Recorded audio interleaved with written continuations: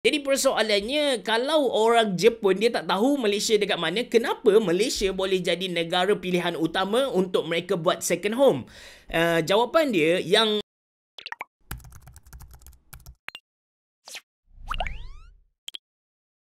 Assalamualaikum warahmatullahi wabarakatuh. Selamat datang ke channel Ashraf Jeffrey, yang mana dekat channel ni saya nak kongsikan pendapat dan juga pengalaman peribadi saya. Saya pernah belajar dan juga bekerja dekat Jepun. Kemudian sekarang saya sedang run 2 restoran Jepun, satu dekat Kota Baru dan satu dekat Bangi, nama Samurai Yakiniku. Kemudian saya pun ada satu kedai komputer nama Mona Lisa. Jadi dalam episod kali ni saya nak cerita satu benda yang patut dijadikan kebanggaan rakyat Malaysia, iaitu dalam satu rancangan Jepun mereka buat bancian, bukan dekat rancangan tu, tapi mereka buat bancian dekat ramai gila orang Jepun, negara mana mereka pilih untuk stay lepas pencen, ataupun negara pencen mereka, ataupun kita panggil sebagai second home.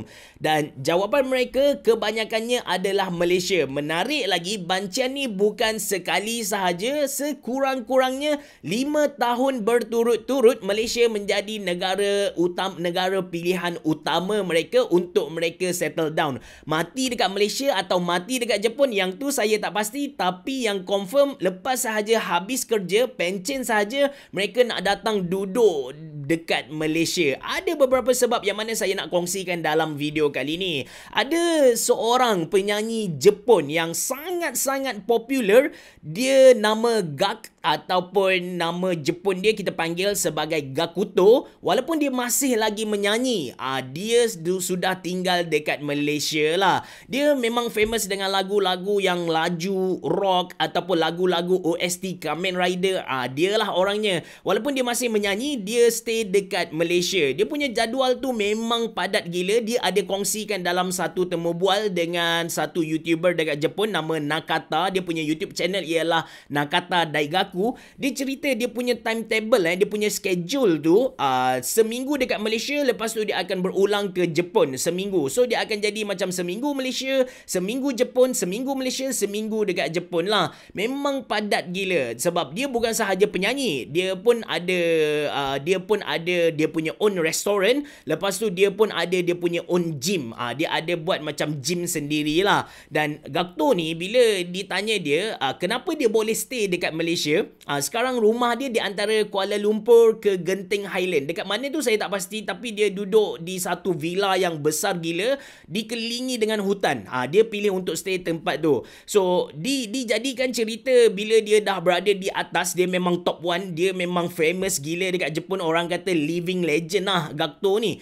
Bila dia dah sampai ke level top, dia rasa macam dah tak nak stay dekat Jepun disebabkan busy gila, penat, tak dapat lari dari kerja. Maka dia nak keluar kita kata apa, berhijrah ke negara lain. Jadi dia pun buat 3 list negara. Dia buat dia buat banyak semua satu negara, satu dunia punya. Amerika, lepas tu Sweden, Norway, semua tempat dia dah list down. Dan last kali top 3 ialah Filipina, Thailand dan juga Singapura. So ada 3 negara. Dan bila dia tapis lagi, Thailand dan juga Filipina ni tak berapa selamat, so dia pilih Singapura. Dan masa dia pilih Singapura tu, dia terfikirlah dia nak lari dari Jepun, dari Tokyo sebabkan busy, tapi dia pilih Singapura yang sama-sama busy dengan Jepun. So macam tak ada faedah kan.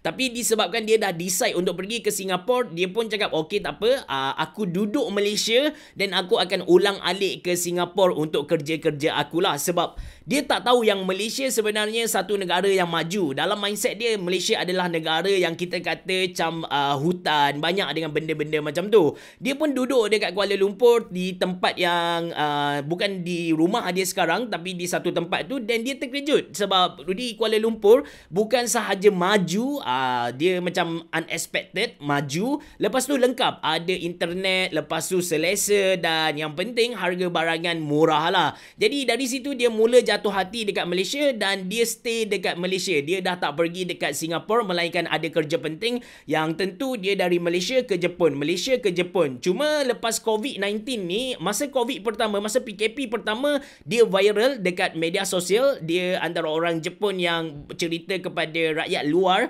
bagaimana kehidupan Malaysia masa PKP. Dan masa PKP kedua ni saya rasa dia duduk dekat Jepun, sebab saya ada follow seorang YouTuber Jepun yang sangat-sangat popular, nama dia Hajime Shacho. Hajime Shacho ni best kalau anda layan dia. Dia memang konten yang relax. Dia bukan buat social experiment, dia memang just relax macam tu. Bila dia dah successful, Hajime Shacho, anda boleh search. Bila dia dah successful, dia pun buat satu playhouse. Dia panggil mana-mana budak muda yang nak jadi YouTuber dan perlukan dorongan. So dia pun buat Hajime Shacho no Hatake. Maksudnya Hajime Shacho tu nama dia, Hajime Shacho nama dia.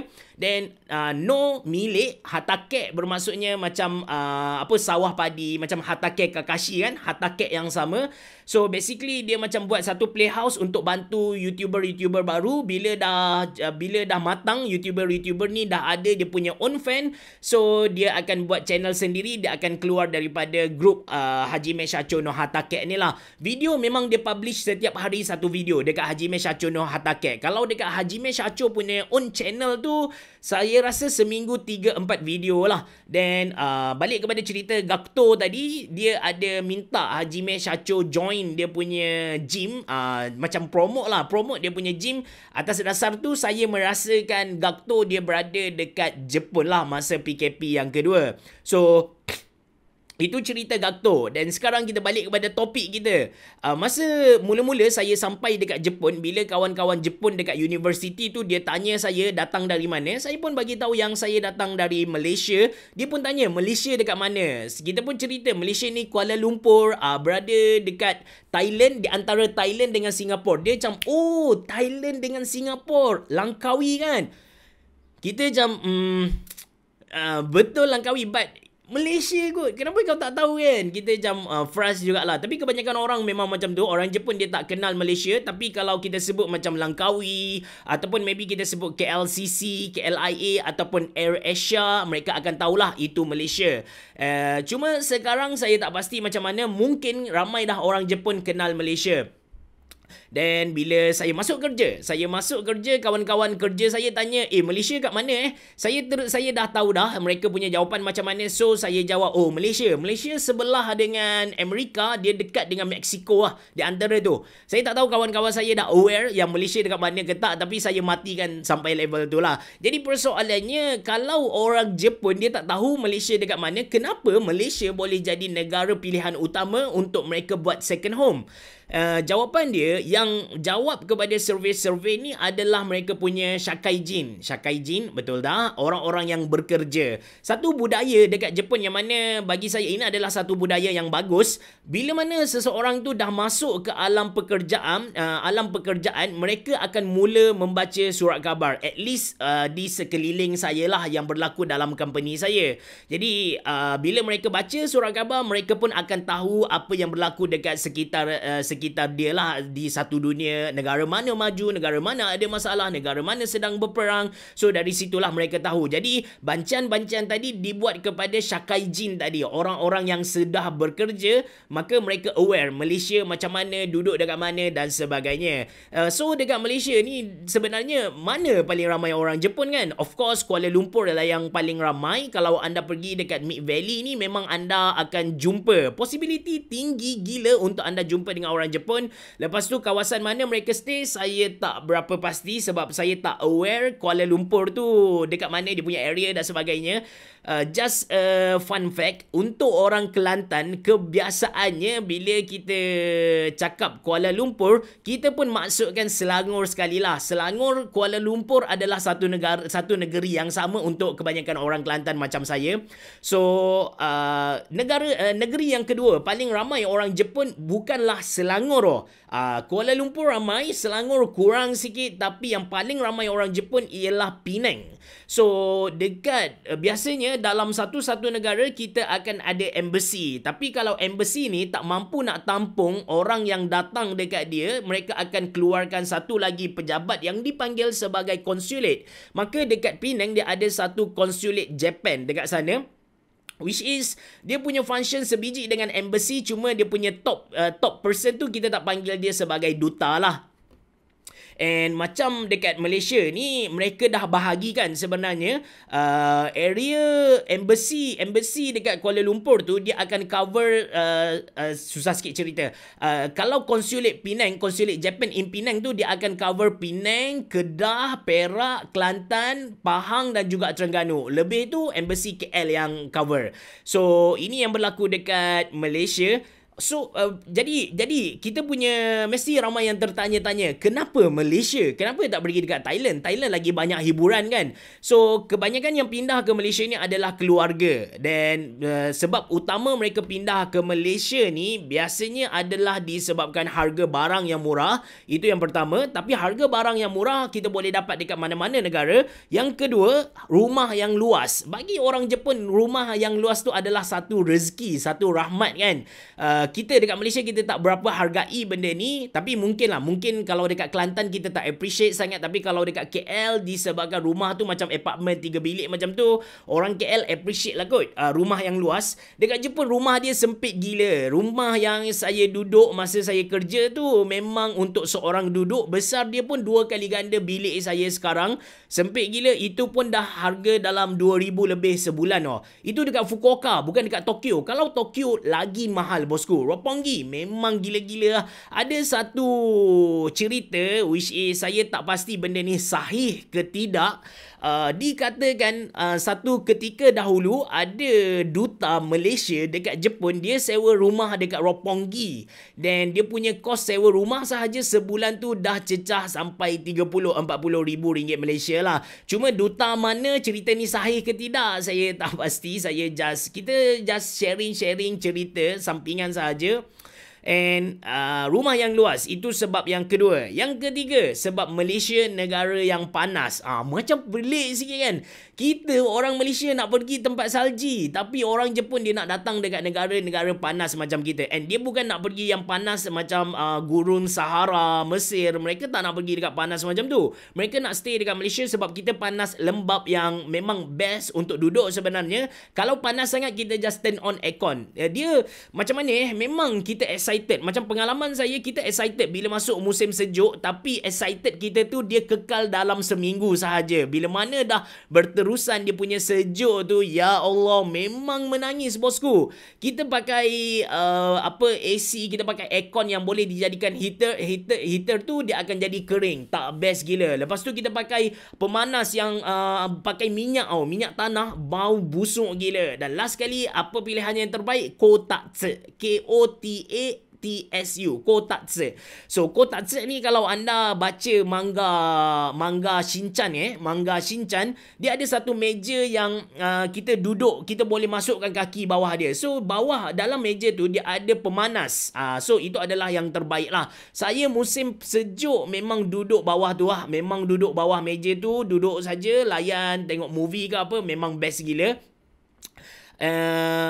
Atas dasar tu mereka cari tempat yang panas macam Malaysia lah. Itu sebab yang ketiga. Sebab yang keempat, Malaysia ni bagi mereka lengkap. Lengkap dari segi apa? Kita dah ada internet yang walaupun kita kata tak laju tapi okey. Lepas tu kita pun mereka pun senang nak cari barang-barang keperluan. Makanan pun okey. Ada yang walaupun mereka banyak juga yang komen kepada saya makanan Jepun dekat Malaysia tak capai standard mereka, but still boleh makan, boleh telan, dapat rasa lah, dapat lepas lah rindu mereka dekat kampung tu. So ini antara sebab-sebab kenapa mereka pindah ke Malaysia. Saya ada seorang kawan Jepun sekarang bos kepada Epson Malaysia. Memang kita kata level umur tu beza gila lah. Bos kepada Epson Malaysia paling tinggi kot.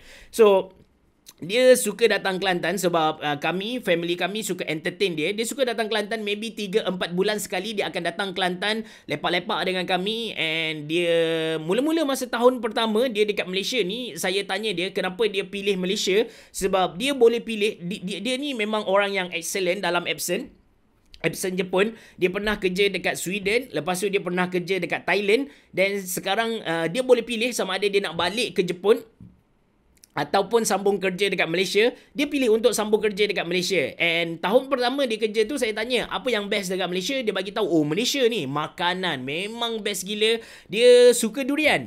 Ini yang pelik sikit. Sebab kebanyakan orang Jepun mereka tak boleh bau pun durian tu, tapi dia suka gila durian. Kalau drive dengan dia, nampak ada orang jual durian tepi jalan, dia akan minta singgah untuk lepak makan durian dulu. Sekejap saya minum. So lepas tu dia suka dengan makanan kari, dia suka dengan makanan pedas. Dia pelik sikit lah. Orang Jepun dia tak makan pedas sangat, tapi dia layan pedas. And bila datang dekat Kelantan, saya bawa dia makan nasi kerabu semua. Dia cakap memang best gila lah. And bila masa berjalan, tahun keempat dia dekat Malaysia, saya tanya balik the same question. Apa yang best dekat Malaysia? Dia bagi tahu yes, makanan best, cuaca best. Tapi dia kata yang dia rasa awesome dekat Malaysia ni ialah keharmonian. Benda ni macam pelik sikit lah. So saya tanya detail lah, boleh tak dia describe ataupun clarify apa yang dimaksudkan dengan keharmonian tu. Dia bagi tahu dia sampai sekarang tak boleh nak brain macam mana orang Malaysia ni, pelbagai kaum, pelbagai agama, ada Cina, Melayu, India, ada Islam, ada Kristian, tapi boleh duduk dengan harmoni. Walaupun dekat Facebook kita selalu gaduh, tapi kalau kita tengok secara depan-depan, kita ni harmoni dan dapat bangunkan negara. Yes, walaupun ada politik, isu dan sebagainya, but still kita duduk dalam satu negara, satu bangsa Malaysia lah sebenarnya. Bagi dia kata dekat Malaysia, dekat Jepun benda tu agak mustahil. Even sebenarnya Jepun adalah negara yang paling banyak internal war. Mereka paling banyak berperang sesama sendiri, walaupun kulit mereka sama, walaupun mereka punya bahasa sama, walaupun agama mereka sama. That's why bagi dia ini adalah satu benda yang dia rasa awesome dan dia nak menetap dekat Malaysia atas dasar benda ni lah. So far dia belum pencen lagi, so tak tahulah dia ni sembang just nak tipu saya ke macam mana, wallahualam. Dan dekat Jepun juga baru-baru ni ada buka restoran nasi kandak. Yang menarik tentang restoran nasi kandak yang dibuka dekat Tokyo tu, dia dioperasi oleh orang Jepun, bukan orang Malaysia. Dan bagi saya personally, saya tak tahu dia penerimaan orang Jepun dekat sana macam mana, tapi kalau anda tanya saya sebagai seorang businessman, dia punya business tu quite struggle sebab dia kena fight dengan kari Jepun. Lepas tu dia kena fight juga dengan kari India, Pakistan yang bagi saya lagi sedap kalau nak dibandingkan dengan kari nasi kandak lah. Sorry orang Penang, saya bukan kutuk anda, tapi anda kena pergi dekat Jepun dan anda try sendiri kari yang ada dekat sana. Anda totally different. Totally different. Langit bumi bosku. Even kita pergi dekat mana, dekat KL yang famous macam Hadramaut dan sebagainya, tak boleh fight dengan kedai-kedai India yang ada dekat Jepun lah. Sedap gila bosku. And that's why kalau anda pergi dekat Jepun, anda memang kena singgah kedai India mereka, makan naan, makan kima kari ke, makan benda-benda macam tu. Syok gila babe. So itu sahaja untuk video kali ni. Saya rasa panjang gila dah saya membebel, tak tahu pergi ke mana, dari situ lompat ke sini, lompat ke situ. InsyaAllah pada next video saya akan kongsikan lagi tentang benda-benda macam ni. Maybe kalau ada benda yang anda nak tahu tentang Jepun, ataupun anda nak tahu tentang bisnes ke, anda nak tahu tentang apa-apa sahaja, anda boleh tulis di ruangan komen. InsyaAllah saya akan jawab soalan anda dalam bentuk video. Terima kasih kerana menonton. Assalamualaikum warahmatullahi wabarakatuh. Bereboh. Jumpa lagi.